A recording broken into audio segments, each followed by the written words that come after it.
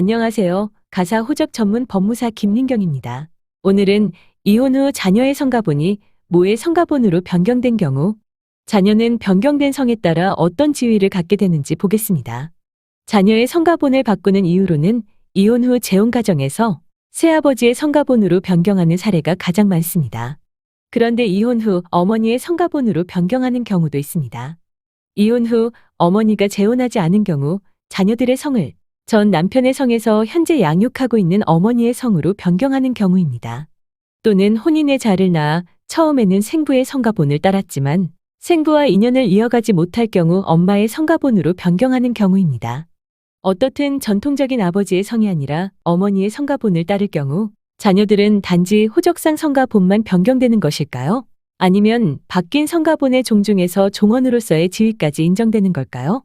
종전에 아버지의 성을 따를 때 아버지의 호적에 입적되고 족보에도 올라가서 종중의 종원이 되었었는데 어머니의 성으로 변경하게 되면 아버지가 해서 종전 종원의 지위는 어떻게 될까요? 예를 들면 입양을 하면 양부모는 양부모대로 있고 친부모는 친부모대로 있듯이 성가본을 바꾸더라도 호적에만 바뀌고 기존 아버지 가에서의 종원의 지위는 유지되고 바뀐 어머니의 성가본으로도 또 종원이 되는 건가요? 아닙니다. 동시에 두 종중의 종원이 될 수는 없습니다. 종중이란 공동선조의 분묘수호와 제사 등을 목적으로 하여 구성되는 자연 발생적인 종족 집단이므로 공동선조와 성가본을 같이 하는 후손은 성별의 구별 없이 성년이 되면 당연히 그 구성원이 됩니다. 법원은 이혼 후 자녀들이 어머니의 성가본으로 변경한 사안에서 자녀들이 모의 성가본에 따른 종중의 종원이 되는지에 관하여 다음과 같이 판시했습니다. 자녀의 성가본이 모의 성가본으로 변경되었을 경우 성년인 그 자녀는 모가 속한 종중의 공동선조와 성가본을 같이 하는 후손으로서 당연히 종중의 구성원이 된다고 판시했습니다. 그리고 종중의 구성원을 성년 남성만으로 제한하지 않고 공동선조와 성가본을 같이 하는 성년 여성도 당연히 종원이 된다고 보게 되었고 성년 여성의 후손이 모계혈족이라는 이유만으로 종중의 구성원이 될 수 없다는 관습도 규범으로서 효력을 가진 관습법으로 남아있다고 보기 어렵다고 하였습니다. 또한 법원의 허가를 받아 모의 성가본을 따르기로 변경된 자녀는 더 이상 부의 성가본을 따르지 않아 부가 속한 종중에서 탈퇴하게 된다. 그런데 모의 성가본으로 변경된 경우 모가 속한 종중에 구성원이 될 수 없다고 본다면 종중의 구성원 자격을 박탈하는 것이 되어 헌법상 평등의 원칙에 반한다고 판결 이유를 밝혔습니다.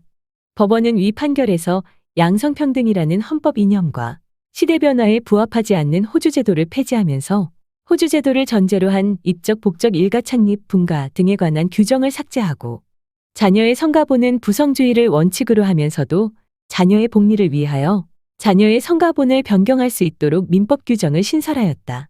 따라서 이러한 헌법 이념과 민법의 개정 취지를 고려하면 모의 성가본을 따라 종중의 공동선조와 성가본을 같이 하게 된 후손의 종원 자격을 부의 성가본을 따른 후손의 그것과 달리 판단할 수는 없다고 하였습니다. 자녀의 성가본을 변경하려고 할 때 변경 이유를 단지 재혼 가정에서 자녀의 귀속감을 높이고 자녀들 간의 성본을 일치시켜서 갈등을 줄이고 원만한 학교 생활만을 목적으로 할 것이 아니라 나아가 종중 구성원의 지위도 생각해 볼 필요가 있습니다. 자녀의 성가본 변경에 대하여 궁금한 점이 있으시면 연락 주십시오. 풍부한 경험과 노하우로 최선을 다해 만족한 결과로 보답하겠습니다. 그리고 끝까지 친절하고 정직할 것을 약속드립니다. 시청해 주셔서 감사합니다. 오늘도 행복한 날 되세요.